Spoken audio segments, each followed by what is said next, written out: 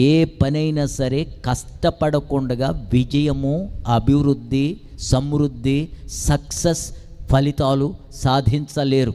కనుక దేవుడు ఈ యొక్క నెల కొరకు ఇచ్చిన యెషయా గ్రంథం 65వ అధ్యాయం 23, 24 వచనాల్లో ప్రధానమైన మాట ఏదైనా ఉంది ప్రవక్త నోటబట దేవుడు పలికించిన మాట అంటే, ఈ నెలలో నీవు వృధాగా ప్రయాస పడవు. అంటే అర్థమేంటి తెలుసా?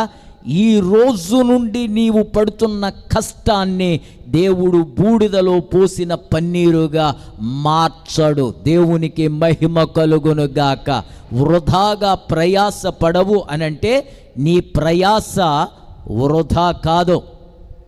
నీ వ్యాపారంలో ఏంటి, నీ ఉద్యోగంలో ఏంటి, నీ యొక్క చదువులో ఏంటి, నీ సంసారంలో ఏంటి, నీ జీవితంలో ఏంటి, దేని కొరకైతే నీవు ప్రయాస పడుతున్నావో ఆ ప్రయాస వ్యర్థం కానియడు, బూడిదలో పోసిన పన్నీరుగా అది మారనీయడు. ఇందాక జ్ఞాపకం చేశాను 127వ కీర్తనలో కొంతమంది